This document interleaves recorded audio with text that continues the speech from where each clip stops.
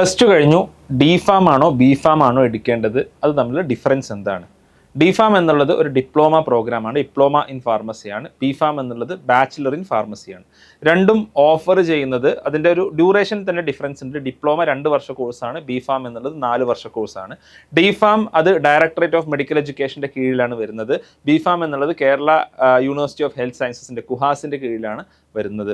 അപ്പോൾ നമുക്ക് രണ്ടെടുത്താലും നമുക്കൊരു രജിസ്റ്റേർഡ് ഫാർമസിസ്റ്റ് ആയിട്ട് നമുക്ക് വർക്ക് ചെയ്യാൻ സാധിക്കും. ഓക്കെ, ഡി ഫാം എടുത്താലും ബി ഫാം എടുത്താലും. പക്ഷേ ബി ഫാം എടുത്താൽ നമ്മളൊരു ഡിഗ്രി കംപ്ലീറ്റ് ചെയ്യുന്നത് കൊണ്ട് തന്നെ നമുക്ക് കൂടുതൽ ഓപ്പർച്യൂണിറ്റീസ് ഉണ്ട്. ഫോർ എക്സാമ്പിൾ ഡ്രഗ് ഇൻസ്പെക്ടർ ആയിട്ടും അനലിസ്റ്റ് ആയിട്ടും ഒക്കെ നമുക്ക് വർക്ക് ചെയ്യാൻ സാധിക്കും. എന്ന് മാത്രമല്ല, നമുക്ക് എം ഫാമിന് പോകാനും ഫർദർ ഹയർ സ്റ്റഡീസ്, അക്കാഡമിക് റിസർച്ചിനൊക്കെ കൂടുതൽ ഓപ്പർച്യൂണിറ്റീസ് നമുക്കുണ്ട്.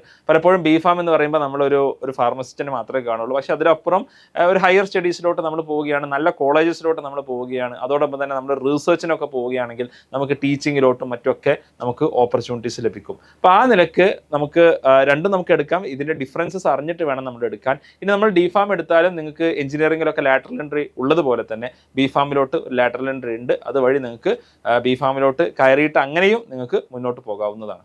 നിങ്ങളുടെ മക്കൾ സയൻസിലും മാത്സിലും മിടുക്കരാണോ? അവർ IITസിലും എയിംസിലും ജിപ്മറിലും IIScയിലും ഐസറിലും എല്ലാം പോയി പഠിക്കണം എന്ന് സ്വപ്നം കാണുന്നുണ്ടോ?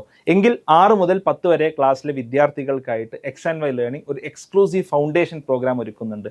അതുപോലെ തന്നെ 11th സ്റ്റാൻഡേർഡ് വിദ്യാർത്ഥികൾക്കായിട്ട് ഓൺലൈൻ JEE പ്രോഗ്രാമും. ക്ലാസ്സുകൾ എടുക്കുന്നത് IITians-ഉം ഡോക്ടേഴ്സും NITians-ഉം അടങ്ങുന്ന ഒരു അടിപൊളി ടീമാണ്. അപ്പോൾ നിങ്ങൾക്ക് ഈ പ്രോഗ്രാമിനെ കുറിച്ച് കൂടുതൽ അറിയാൻ താല്പര്യമുണ്ടെങ്കിൽ താഴെയുള്ള ലിങ്കിൽ നിങ്ങളുടെ ഇൻട്രസ്റ്റ് രജിസ്റ്റർ ചെയ്യാവുന്നതാണ്. അതോടൊപ്പം തന്നെ കരിയർ കണക്റ്റിൻ്റെ അടുത്ത എപ്പിസോഡുകളിൽ ഞങ്ങൾ ഡിസ്കസ് ചെയ്യേണ്ട ചോദ്യങ്ങൾ ഞങ്ങൾക്ക് അയക്കാവുന്നതാണ്. അതിനു വേണ്ടിയിട്ട് നിങ്ങൾ X&Y കരിയർ കണക്ട് കമ്മ്യൂണിറ്റിയിൽ അംഗമാവുക. ലിങ്ക് താഴെ നൽകുന്നുണ്ട്.